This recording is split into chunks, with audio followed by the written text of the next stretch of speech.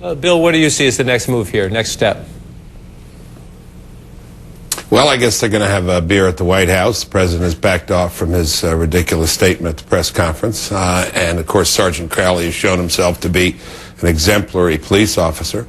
I hope if we get to so-called teachable moments and underlying issues, we will get to some real problems. There obviously are wayward cops, not in this case.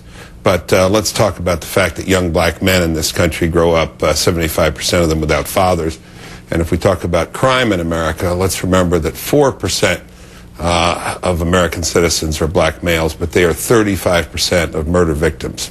This doesn't come from the police. These are big and serious problems, and I think this whole issue has obscured those more serious problems because of the ego of a Harvard professor. Bill, you've been waiting patiently. Go ahead. Yeah, John, look, there was no racial profiling here, okay? They were called to this house. They went into the house because they reported the break-in. But if you want to talk about the relationship between police and community, then I hope Professor Gates examines his conscience, because the abusive and bigoted things that were said in this case were said by Professor Gates to this police officer. When you say, do you know who you're messing with, this is not the cry of a victim. When you say, go outside and see your mama, if the police had said something like that to Gates, the police officer would be hanging by his toes.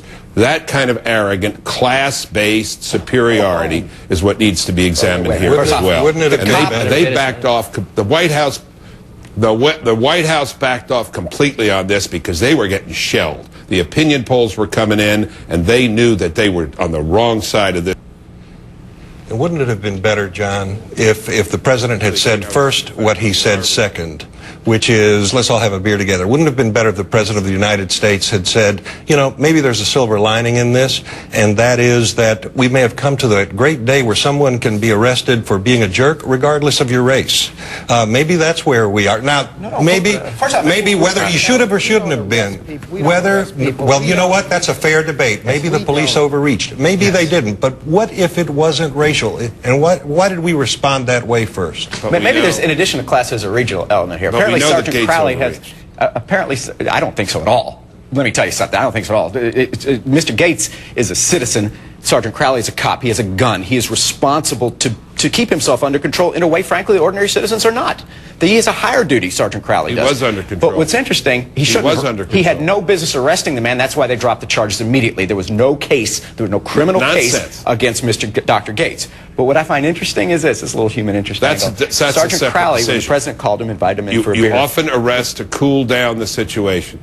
I don't think an arrest. That's not why. Arresting someone doesn't cool things down. You often arrest to get control of the situation. That is a per se illegal arrest. To arrest someone to cool down the situation. Don't arrest someone to cool them off. You arrest someone only because there's probable cause that they committed a crime. Excuse me for being a lawyer here, but you don't arrest someone to calm them down. What is the most powerful weapon the police have to control authority? It's the respect we have for authority. I'm going to say this quickly, then I'm going to take this one back over. Here we go. Sergeant Crowley asked the president, when the president said, will you come in for a beer, what kind of beer do you drink? Sergeant Crowley said, Blue Moon.